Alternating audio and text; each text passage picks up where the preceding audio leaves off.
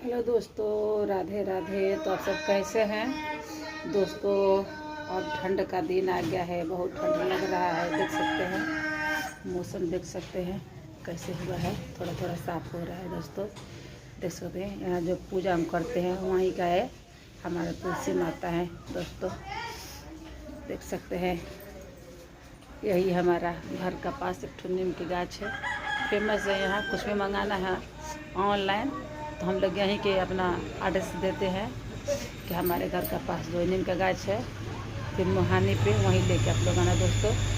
क्या पता है, तो ठंड आ चुका है, देख सकते हैं, और तैयार होने में बहुत दिक्कत हो रहा है सब। वैसे अगर लोग वीडियो बनाएंगे, नहाओ धोआओ, एक बन गया तो बन गया दोस्तों। फिर हम बाद में मिलेंगे, चलते हैं हम अपना कुछ काम हम करने के लिए, लेट हो जाएगा बच्चा लोग के लिए। बाय। वीडियो अच्छा लगे कमेंट में बताना।